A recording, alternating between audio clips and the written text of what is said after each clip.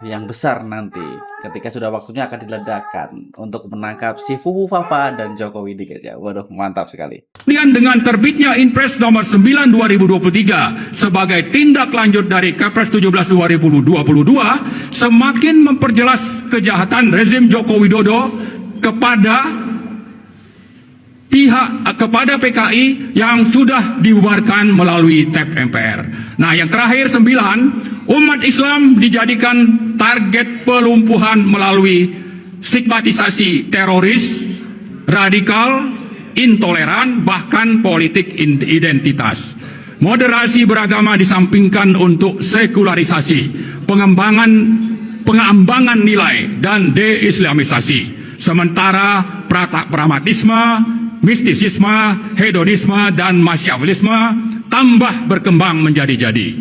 Nah, menimbang dan memperhatikan berbagai permasalahan di atas, kami dari Forum Nasional untuk Daulat Rakyat dengan ini menyatakan: 1. Menuntut Presiden Prabowo untuk menjalankan kekuasaan dan pemerintahan sesuai Pancasila, Konstitusi, dan Daulat Rakyat, serta konsisten melaksanakan apa yang disampaikan dalam pidato pelantikan sebagai Presiden di Gedung MPR tanggal 20 Oktober yang lalu, sekaligus membebaskan diri dari cengkraman politik oligarki nepotis Joko Widodo. Betul.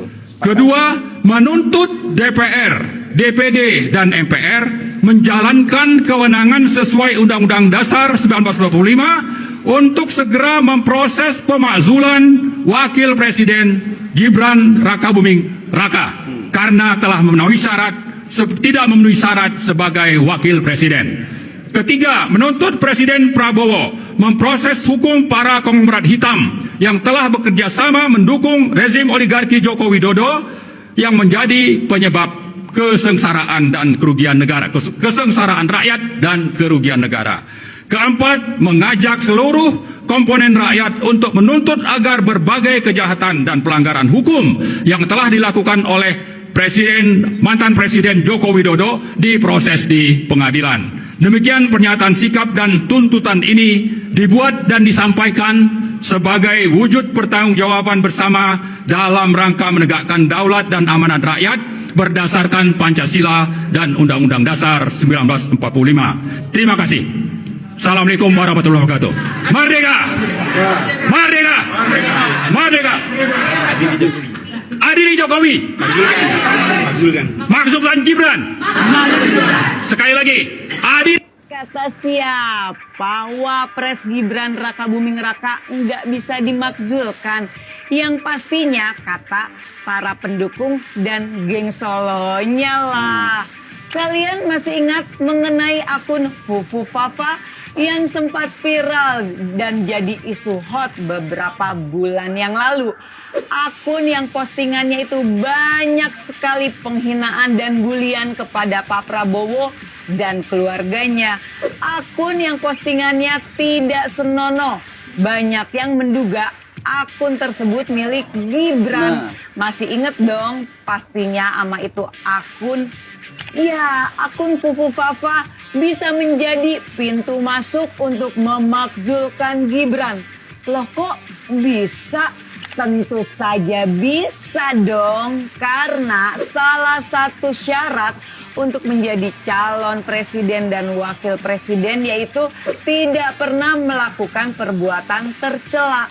Nah, jadi kalau kita mengambil kesimpulan dari video-video tadi guys ya, kita rakyat Indonesia itu sayang kepada Prabowo guys ya, sayang sekali. Cuman gara-gara Jokowi cawe-cawe ingin ikut campur di pemerintahan Prabowo, rakyat Indonesia jujur kecewa.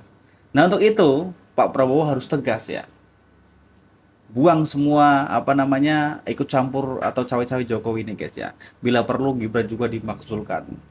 Kalian sepakat ya guys ya?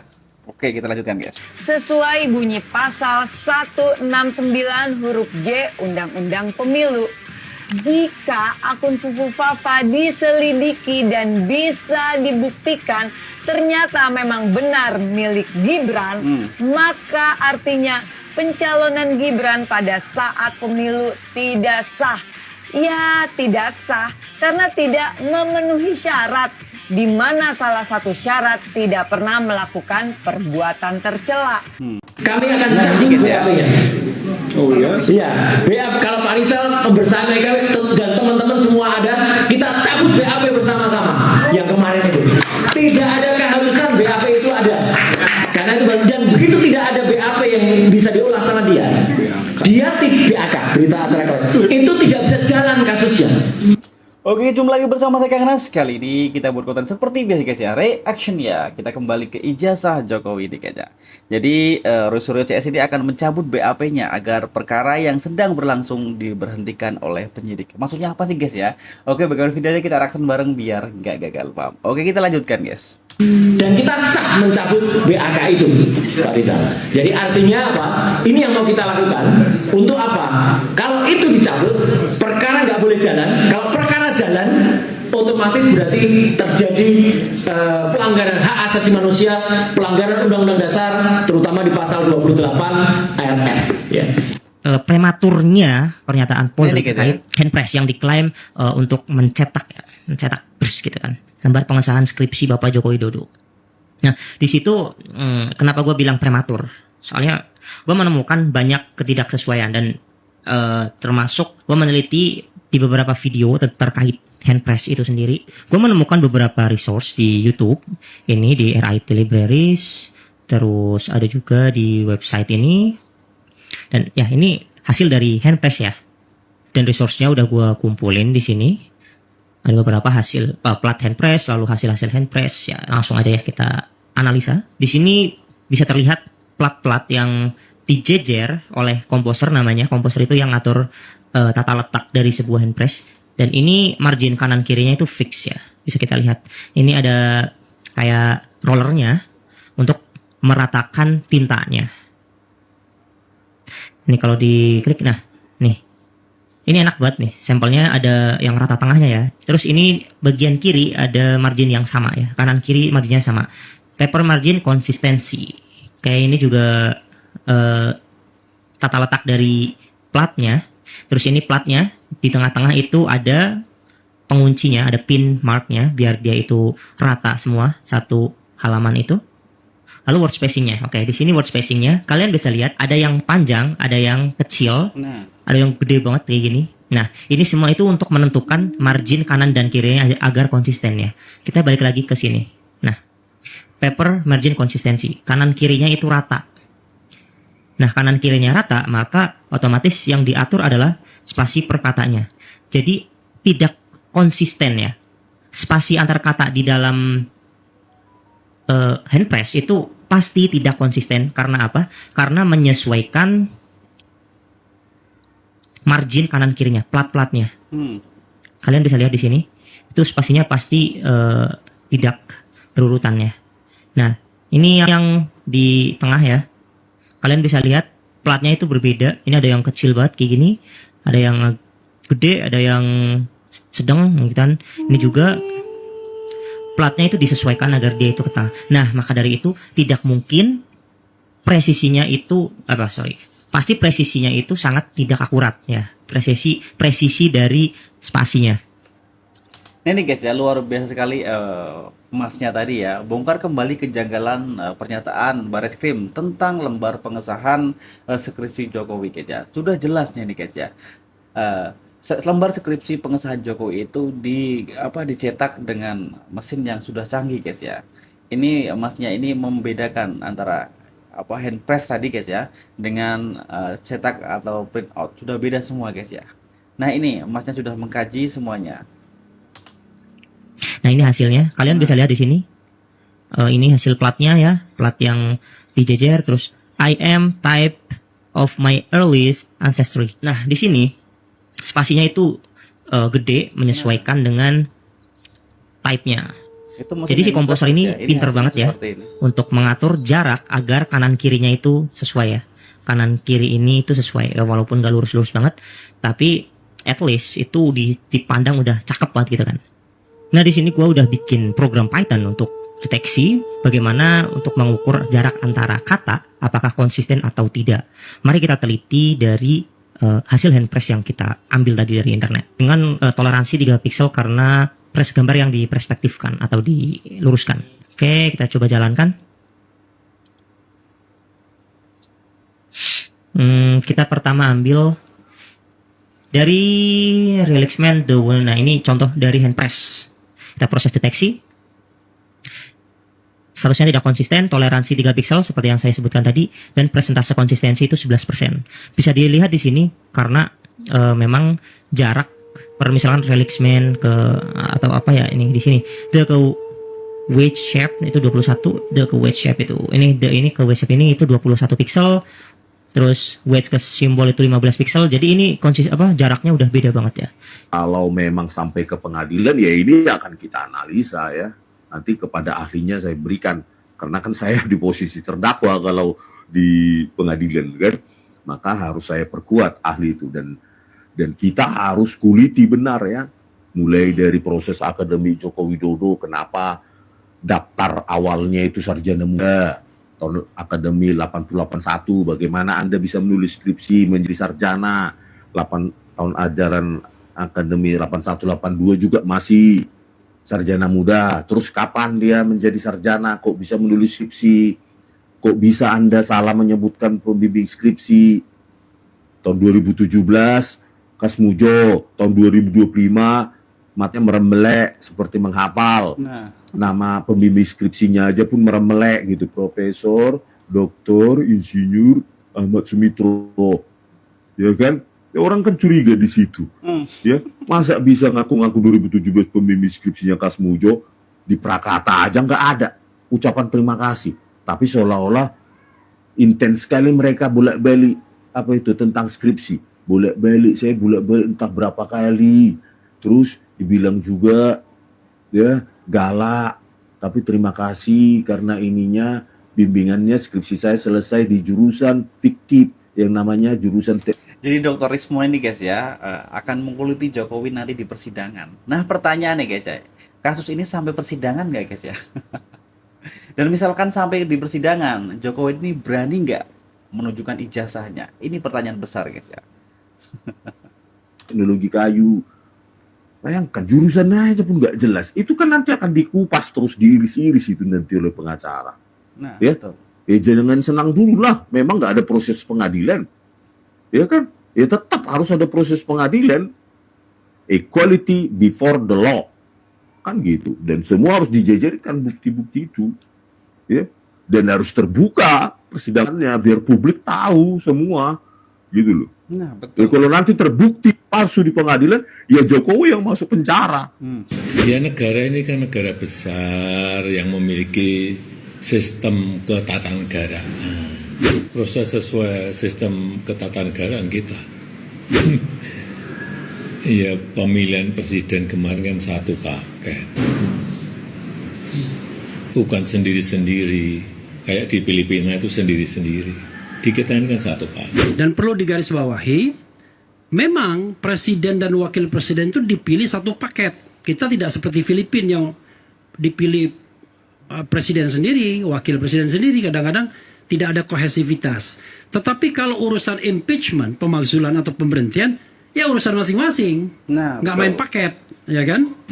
Jadi dipilih sama-sama, tapi di-impeach bisa satu saja, bisa dua-duanya. Jadi maksudnya jangan kemudian kita di fait accompli seolah-olah dari hulu sampai hilir rendengan berdua saja. Sekarang pertanyaannya adalah, apakah secara substantif Gibran ini bisa impeachable?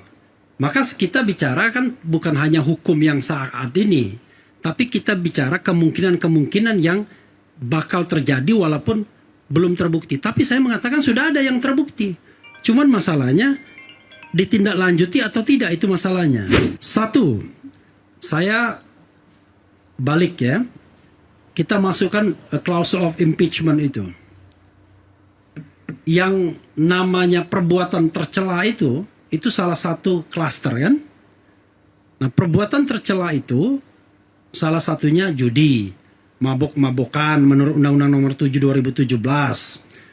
Tapi tidak terbatas itu saja. Perbuatan tercela itu bisa apapun yang dipandang tidak layak. Ada satu spekulasi yang saya bilang under table yang mengatakan bahwa wakil presiden ada terlibat drug. Oke? Itu kan isu publik, oke? Nah, satu. Yang kedua adalah isu soal ijazah. Ya. Ijazah itu juga bermasalah karena Gibran tidak pernah tamat di SMA di Indonesia. Pertanyaannya adalah apakah ijazah yang dia dapatkan di Australia dan Singapura itu kompatibel dengan SMA atau tidak? Terima kasih ya. Tanggapannya terkait videonya Tis Alurbo yang kritik Bang Roy.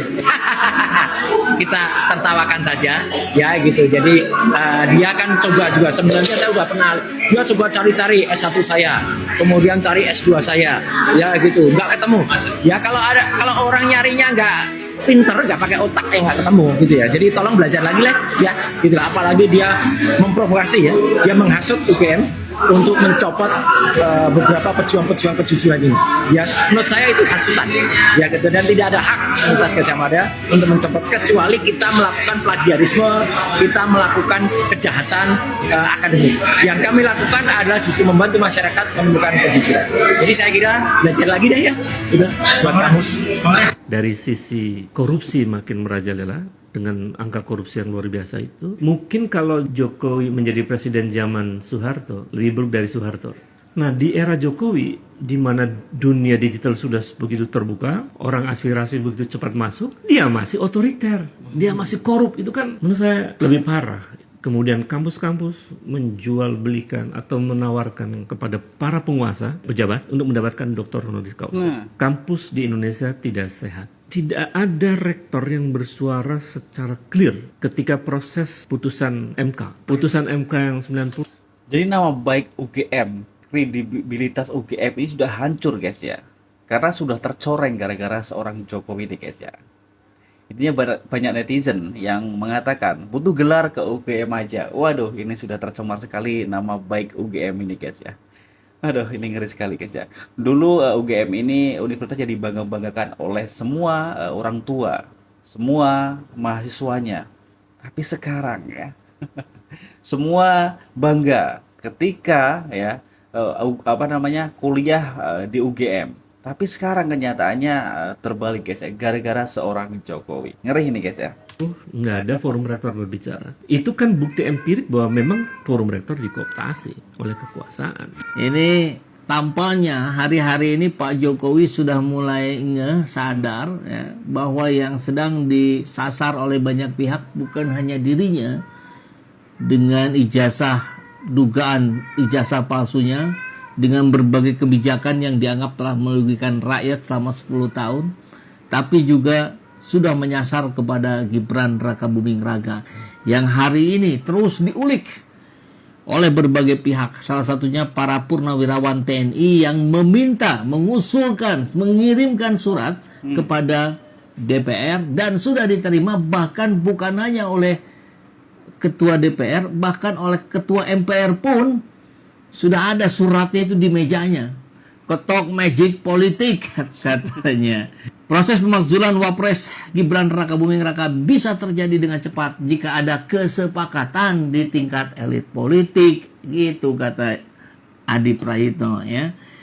Dan apa yang disampaikan oleh Adi Prayitno ini tentu bisa dibedakan dengan apa yang kalau disampaikan oleh rakyat jelata lah begitu ya, rakyat awam.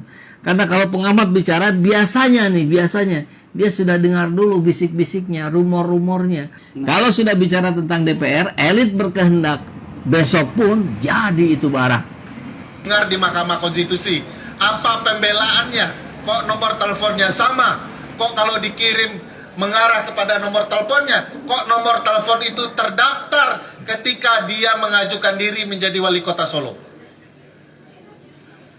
Bagaimana dia membantah? Dan bagaimana kemudian sidang di Mahkamah Konstitusi untuk pertama kali kita meminta bahwa ada presiden dan atau wakil presiden dimakzulkan karena melanggar konstitusi. Kalau enggak, pasal ini tidak pernah akan terpakai. Ya, sekaligus menarik ya, apakah Uncle Usman akan terlibat lagi atau tidak terlibat? pertimbangan Uncle Usman ini penting untuk menarik gejolak publik, Bang Deddy, karena keterlibatan Uncle Usman meloloskan keponakannya itu memancing gaung publik untuk bersatu. Ya, makasih juga ke Uncle Usman itu. Publik tiba-tiba bergerak, tidak diam, ya, mempermasalahkan itu.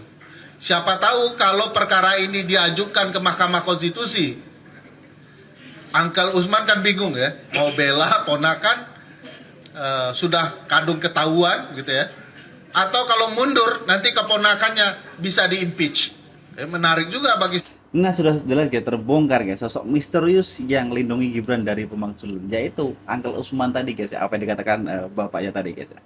Saya kalau kasus ini sampai ke MK, kita lihat sejauh mana dominasi keluarga ini. Nah, ini catatan penting, besok pagi super penting bagi publik. Kenapa super penting? Karena besok pagi akan memperlihatkan apakah dominasi dinasti Mulyono masih bisa mengendalikan berbagai permainan politik atau tidak. Ngaku-ngakunya sudah ada 80 calon kepala daerah meminta support dari dia.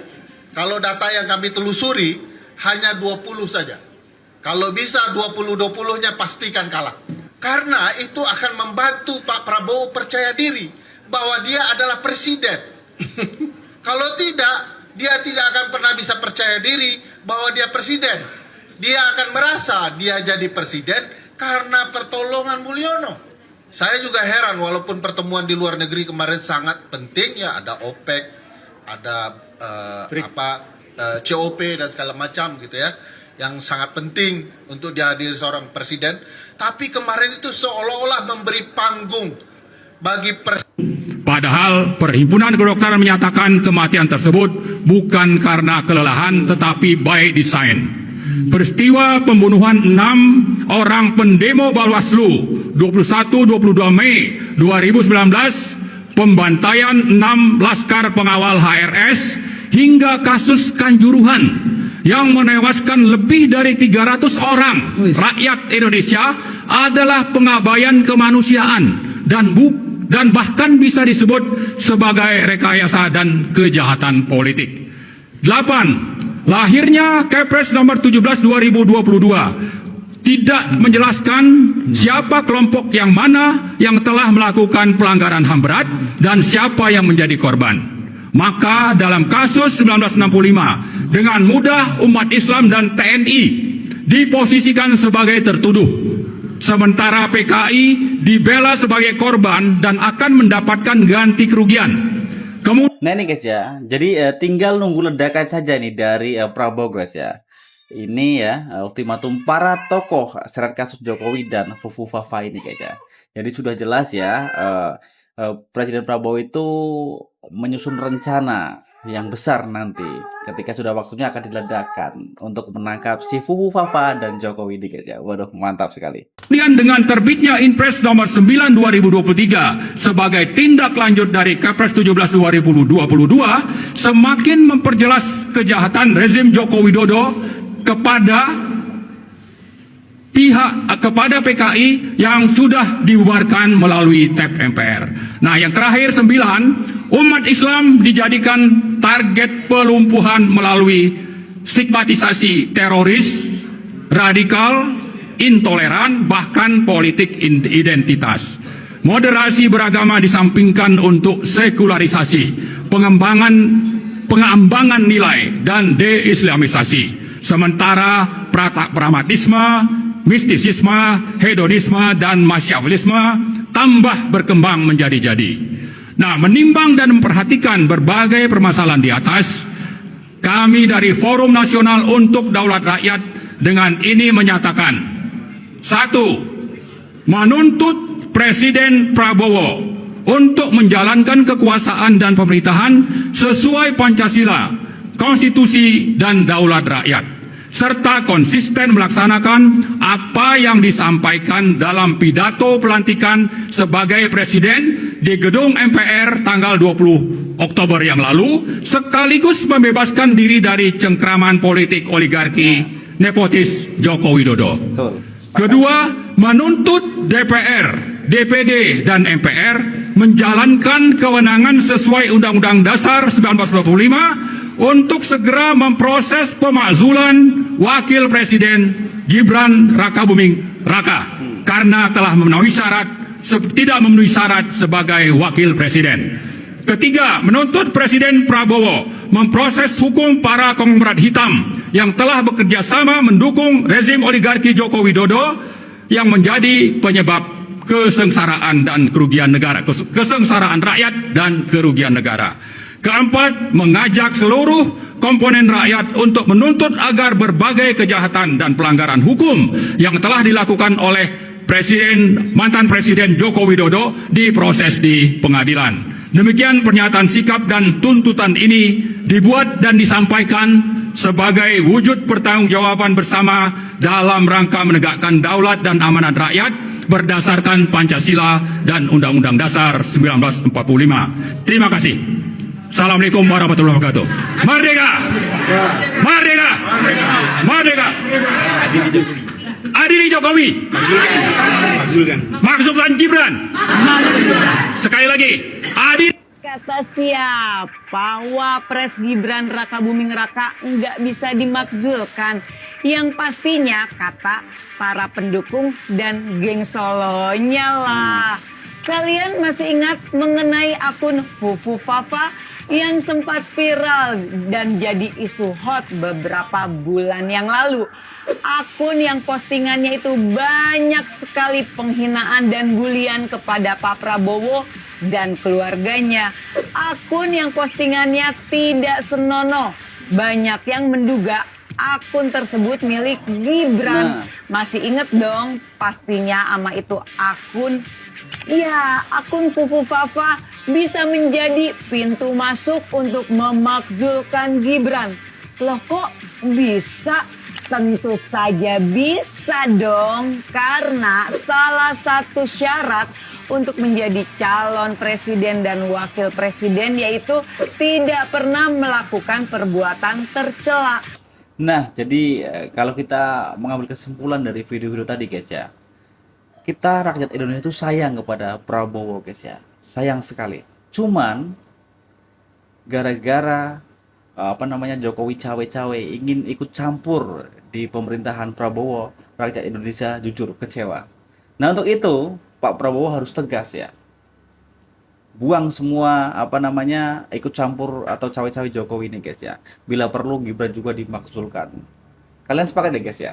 Oke, kita lanjutkan guys. Sesuai bunyi pasal 169 huruf J Undang-Undang Pemilu, jika akun Fufu Fafa diselidiki dan bisa dibuktikan ternyata memang benar milik Gibran, maka artinya pencalonan Gibran pada saat pemilu tidak sah.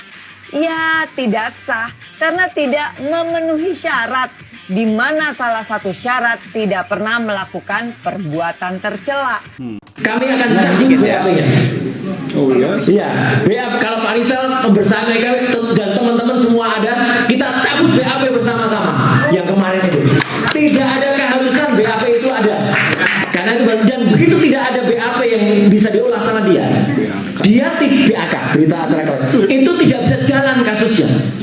Oke, jumpa lagi bersama saya Kang Nas. Kali ini kita buat konten seperti biasa guys ya, reaction ya. Kita kembali ke ijazah Jokowi ini guys ya. Jadi Suryo CS ini akan mencabut BAP-nya agar perkara yang sedang berlangsung diberhentikan oleh penyidik. Maksudnya apa sih guys ya? Oke, bagaimana videonya kita reaction bareng biar nggak gagal paham. Oke, kita lanjutkan guys. Dan kita sah mencabut BAK itu, Pak Rizal. Jadi artinya apa? Ini yang mau kita lakukan. Untuk apa? Kalau itu dicabut, perkara nggak boleh jalan. Kalau perkara jalan, otomatis berarti terjadi pelanggaran hak asasi manusia, pelanggaran Undang-Undang Dasar, terutama di pasal 28 ayat F. Ya. Prematurnya pernyataan Polri terkait Handpress yang diklaim untuk mencetak bers gitu kan, gambar pengesahan skripsi Bapak Joko Widodo. Nah, di situ kenapa gue bilang prematur? Soalnya gue menemukan banyak ketidaksesuaian dan termasuk gue meneliti di beberapa video terkait Handpress itu sendiri. Gue menemukan beberapa resource di YouTube ini di RIT Library.